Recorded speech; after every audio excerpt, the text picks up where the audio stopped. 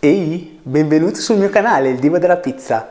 Hai mai provato il pannuozzo? Se non l'hai mai provato, allora sei sul video corretto. Ora andiamo a impastare e vediamo come si fa.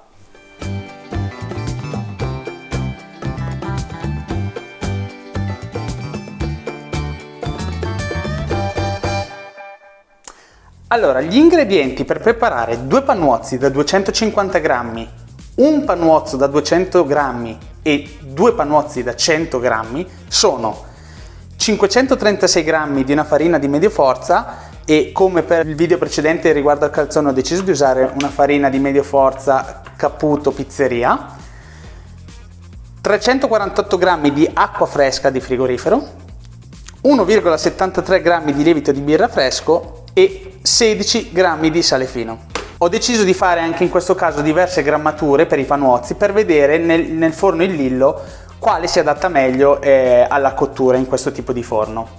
Allora, per prima cosa andiamo a sbriciolare il lievito di birra all'interno della farina in maniera anche abbastanza grossolana, in questa maniera. Ok, perfetto. Fatto questo, possiamo abbassare e avviare la planetaria alla minima velocità, giusto per ossigenare un po' la farina, ed era una prima mescolata.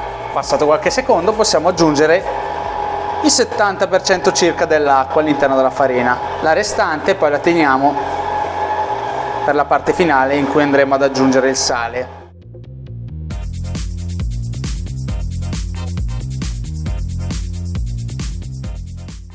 Ok, arrivati a questo punto possiamo andare ad aggiungere il sale. Ok, aggiungiamo l'acqua a filo.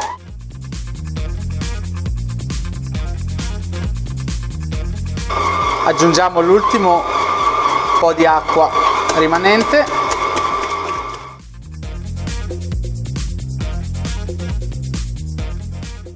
Perfetto, come vedete l'impasto ormai si è completamente staccato dalle pareti, la ciotola risulta completamente pulita e possiamo considerarlo pronto.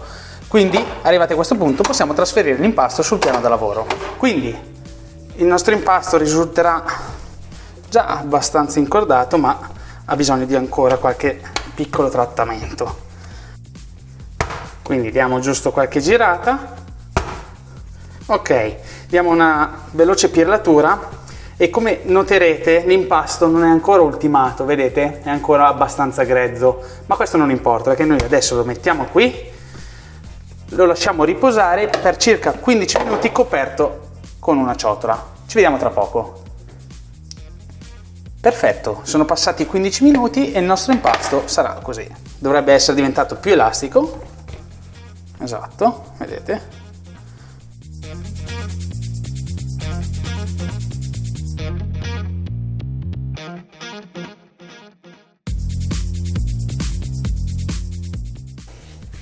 Perfetto, guardate che bello.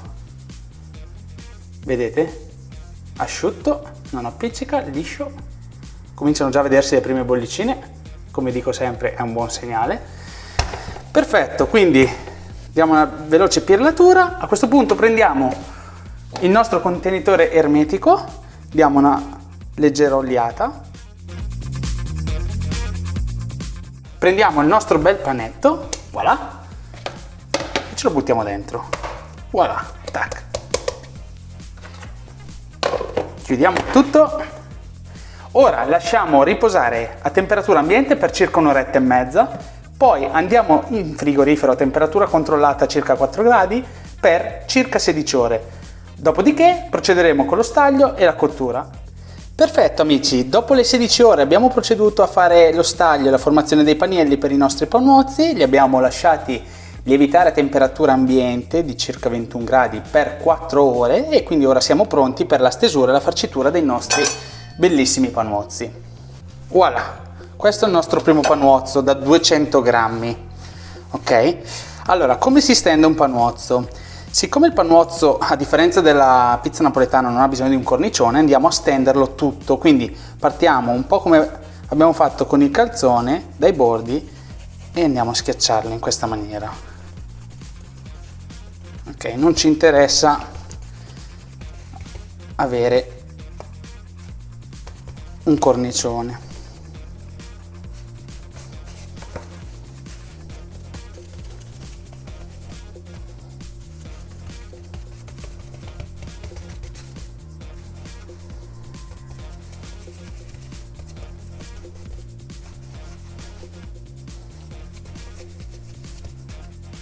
Perfetto, non dovete fare altro che appunto schiacciare e dargli una forma allungata tipica del panuozzo.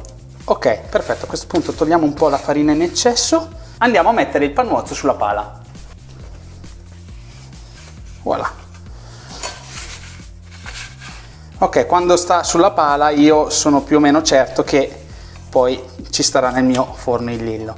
Perfetto. Ottimo, procediamo ad infornare il nostro panuozzo nell'Illillo che è stato preriscaldato e è arrivato a circa una temperatura di 430-450 gradi. Inforniamo, mettiamolo al centro, chiudiamo. Guardate, voilà, la magia del panuozzo! Bellissimo, bellissimo veramente.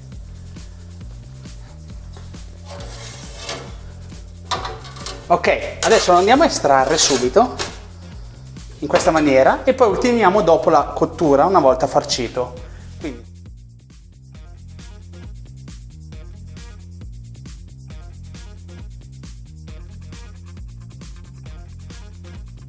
Guardate che meraviglia, guardate la struttura interna. Guardate che roba, bellissimo. Perfetto, ora non ci resta che andare a condire il nostro panuozzo. Questa volta ho deciso di metterci qualche fetta di provola affumicata, anziché mozzarella o altri tipi di formaggio. Insomma, è la prima prova, quindi sperimento un po'. Voilà. Ci metto la salsiccia. Voilà, e un po' di friarielli che ho appunto cotto un pochino con un po' d'olio e un po' d'aglio in una padella precedentemente. Perfetto, quindi richiudiamo il nostro panuozzo in questo modo e andiamo a infornarlo questa volta dal verso opposto per cuocere anche l'altra parte. Procediamo ad ultimare la cottura del nostro magico panuozzo. Quindi tengo controllato in maniera tale che non tocchi la resistenza. Il nostro panuozzo dopo circa 2 minuti è pronto. Lo andiamo a mettere sul piatto e voilà, ecco il nostro panuozzo estratto dal forno in Lillo dopo circa 2 minuti di cottura. Guardate che bello, la tipica maculatura, ben cotto sopra e anche sotto. Ok, perfetto.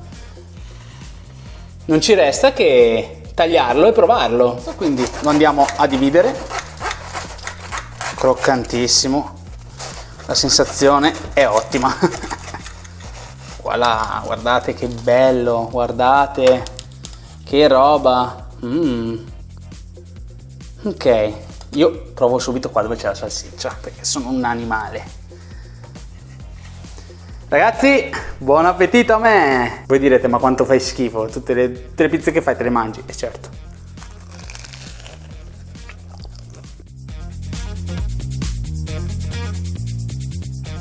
Ragazzi, è illegale. Illegale. C'è solo una cosa che non va, che un morso non basta.